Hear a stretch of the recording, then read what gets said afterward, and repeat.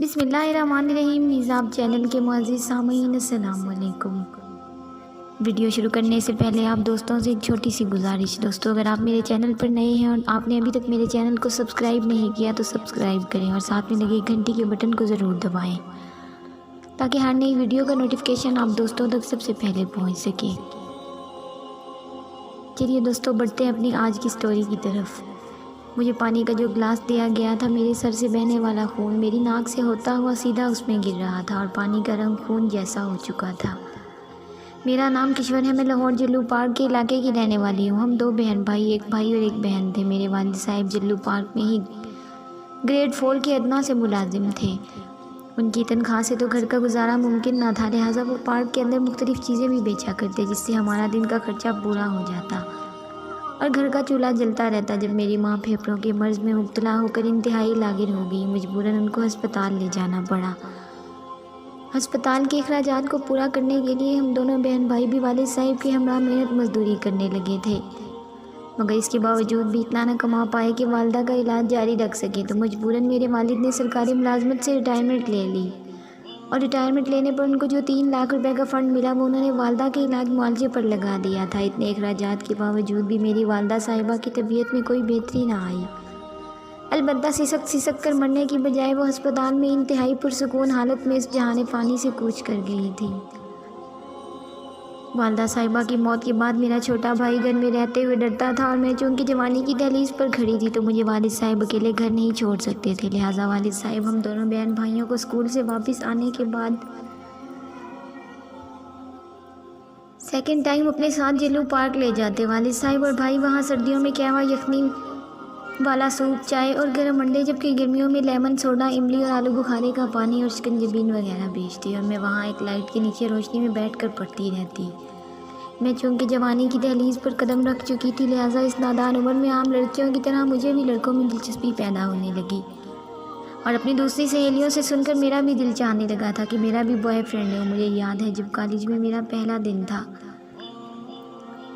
میرے والد صاحب نے مجھے پاس بٹھا کر بہت محبت سے سمجھایا تھا کہ بیٹا، والدین کی محبت کے سوا کسی انسان کی محبت سچی اور مخلص نہیں ہے۔ میں نہیں چاہتا کہ کوئی درندہ صفت انسان میری بیٹی کو بہکا کر اس کے جذبات کو ٹھیس پہنچائے یا میری عزت کے ساتھ کھلواڑ کرتے ہوئے اسے پامال کر دے۔ میں نے والد صاحب کی باتوں کا اثر لیا، مگر فقط 2 یا 3 دن بس اس کے بعد شام کو جب میں پارک میں بیٹھی پڑھ رہی تھی تو مجھے محسوس ہوا کہ ایک لڑکا مسلسل مجھے دیکھ رہا ہے۔ میں چاہ کر بھی اسے نظر انداز نہ کر پائی، یہاں تک کچھ دنوں بعد میں نے اپنے والد صاحب کی تربیت اور تمام نصیحتیں پسے پشت ڈال کر اس لڑکے سے آنکھیں ملا لیں اور پھر منہ زبانی بات کرنے کے بعد بات موبائل نمبر تک پہنچ گئی۔ پھر میں والد صاحب کے موبائل سے رات کو چوری چھپے ساری رات اپنے محبوب سے باتیں کرنے لگی۔ پھر اسی پارک میں والد صاحب اور بھائی کی نظروں سے اوجھل ہو کر میں نے اپنے محبوب سے ملنا شروع کر دیا۔ بعد ازاں مجھے محبوب کی محبت اس حد تک سچی لگنے لگی تھی کہ میں نے والد صاحب کی محبت اور نصیحت کو بلا کر اپنا جسم اپنے محبوب کو سونپ دیا اور پھر اس گناہ کی ایسی لت لگی کہ پتہ نہیں کتنی بار اس شخص نے میرا جسم نوچا۔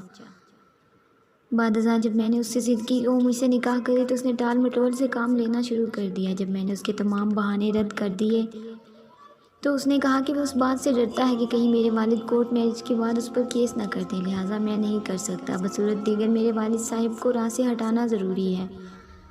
ایک غیر محرم کی محبت میں اندھی گناہ کی دلدل میں دھنسی ہوئی میں کشور اپنے محبوب شعیب نواز کی باتوں میں آ کر اپنے والد کو قتل کرنے پر راضی ہو گئی تھی اور والد صاحب کو نیند کی گولیاں کھلا کر اپنے محبوب کو گھر بلایا، جس نے گلا دبا کر میرے والد صاحب کی جان ہی لے لی اور خود کچھ دن کے لیے اپنے آبائی علاقے ہارون آباد چلا گیا۔ میرے والد صاحب چونکہ غریب آدمی تھے، لہٰذا کسی کو بھی شک نہ گزرا کہ ان کا قتل ہوا ہے۔ بنا کسی قانونی کارروائی کے ان کو غسل دے کر کفن کے بعد جنازہ کروا کے دفن کر دیا گیا اور والد صاحب کی موت کے 10 دن بعد میرے بھائی نے قریبی انڈسٹری میں جاب شروع کر دی۔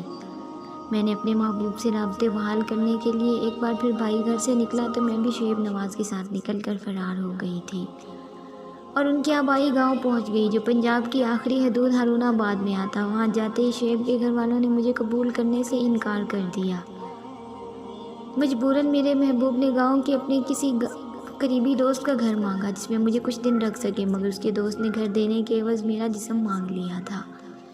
اور میرا نام نہاد محبوب شوہر جس کی خاطر میں نے اپنے سگے باپ کی جان لے لی تھی، اس نے اپنے دوست کی شرط مان لی، اور جب مجھ سے اس نے اپنے دوست کی اس خواہش کے متعلق بات کی تو میں نے اس کو سمجھایا کہ وہ میرا مجازی خدا ہے، میں اس کے سوا کسی اور مرد کے بستر کی زینت نہیں بن سکتی۔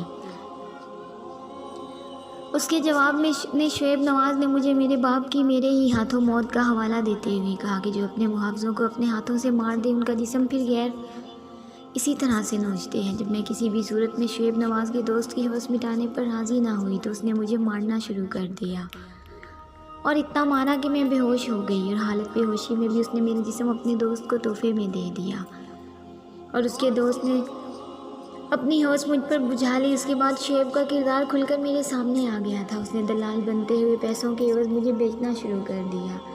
اگر میں امید سے ہوتی تو وہ میرا ابارشن کروا دیتا، مگر اب میں 5ویں بار امید سے تھی، اور میں نے یہ بات شعیب سے چھپا لی، یہاں تک کہ اب میرے پیٹ میں موجود بچہ 6 ماہ کا ہو چکا تھا جس کا ابارشن اب ممکن نہیں تھا۔ لہٰذا جب شعیب کو یہ بات پتہ چلی تو اس نے مجھے وحشیانہ تشدد کا نشانہ بنایا۔ میرا سر پھٹ چکا تھا، آس پاس کے لوگوں نے میری جان بچائی، ورنہ میرا مجازی خدا آج مجھے قتل کرنے کے در پہ تھا۔ مجھے پانی کا گلاس دیا جس میں میرا سر سے بہنے والا خون گر کر